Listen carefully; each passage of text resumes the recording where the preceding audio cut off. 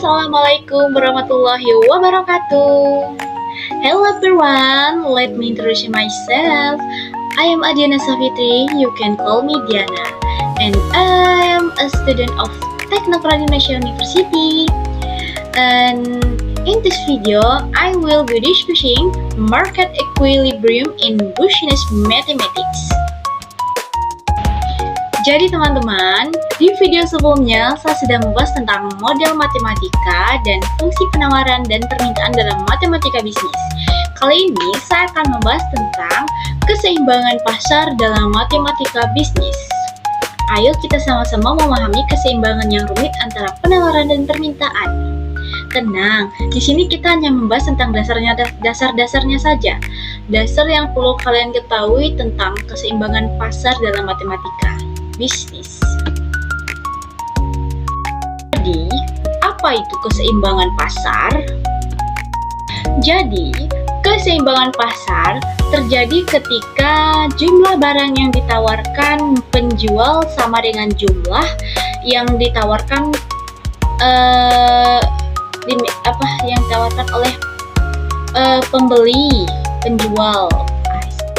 Maksud saya, ketika jumlah barang yang ditawarkan penjual sama dengan jumlah barang yang diminta pembeli.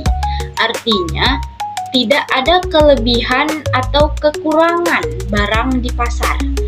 Nah, pada titik ini harga menjadi stabil karena tidak ada tekanan untuk naik atau turun. Jadi, keseimbangan pasar adalah kondisi di mana permintaan dan penawaran saling seimbang dan harga berada pada posisi yang adil bagi pembeli dan penjual. Lalu ada hukum penawaran dan permintaan. Pertama itu adalah hukum permintaan. Ketika harga turun, jumlah barang yang diminta oleh konsumen meningkat. Sedangkan untuk hukum penawaran, ketika harga naik, produsen bersedia menawarkan lebih banyak ke pasar. Jadi, keseimbangan tercapai ketika dua kekuatan ekonomi fundamental ini bertemu. Lalu ada grafik keseimbangan pasar. Di sini kurva permintaan menurun dari kiri ke kanan. Dari kiri ke kanan mencerminkan hubungan terbalik antara harga dan jumlah yang diminta. Kurva penawaran naik dari kiri ke kanan menunjukkan bagaimana harga yang lebih tinggi mendorong peningkatan penawaran. Titik perpotongan kedua kurva ini menunjukkan secara tepat harga dan jumlah keseimbangan. Contoh sederhananya itu tentang pasar jagung. Harga jagung tinggi. Jika harga jagung terlalu tinggi, pasokan melebihi permintaan yang mengakibatkan surplus. Atau dengan kata lain, kelebihan permintaan.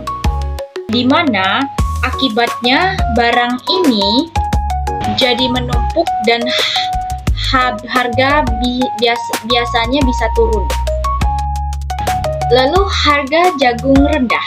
Jika harga jagung terlalu rendah, permintaan melebihi pasokan yang mengakibatkan kekurangan, yang mana produsen tidak dapat memenuhi permintaan tersebut.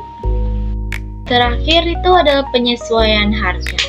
Harga secara alami akan menyesuaikan ke titik keseimbangan, menghilangkan kelebihan maupun kekurangan yang ada. Menghitung keseimbangan, contoh matematis. Fungsi penawaran. V sama dengan 6 ditambah 100Q menjelaskan seberapa banyak produsen menawarkan pada berbagai harga. Fungsi permintaan. V sama dengan 21.000.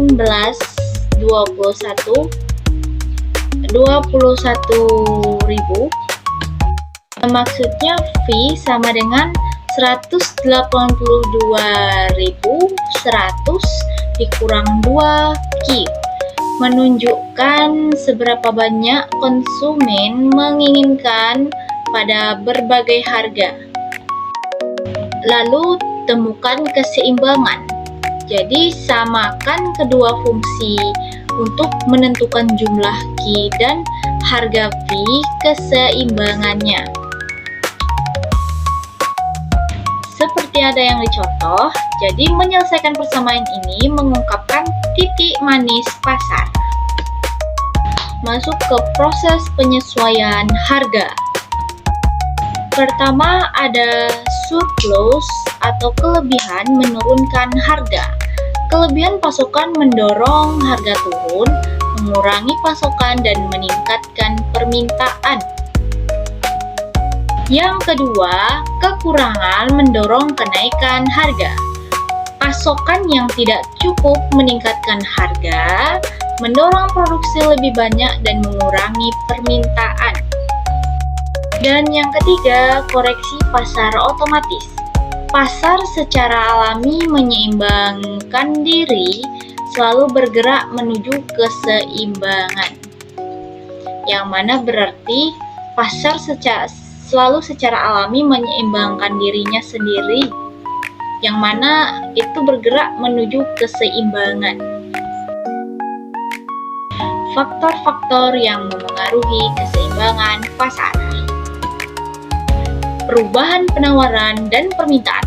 Perubahan dalam preferensi konsumen, biaya produksi, atau teknologi dapat mengubah kurva. Faktor kompetitif dan strategis, yaitu tindakan pesaing, strategi pemasaran, dan inovasi memengaruhi keseimbangan pasar.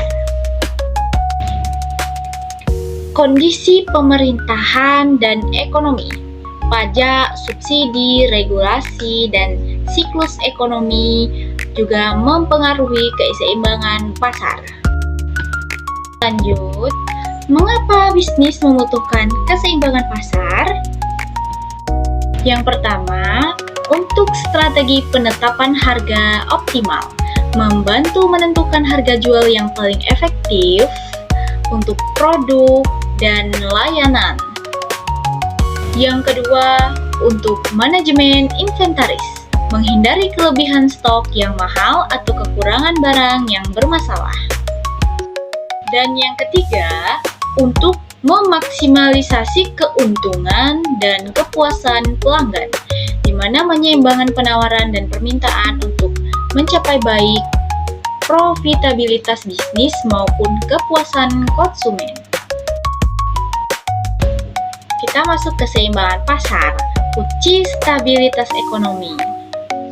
Keseimbangan pasar adalah kekuatan dasar yang menjaga harga dan jumlah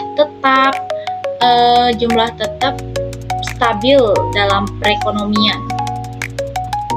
Selain itu juga untuk pengambilan keputusan terinformasi, bisnis yang memanfaatkan konsep ini dapat membuat pilihan yang lebih cerdas dan lebih efektif.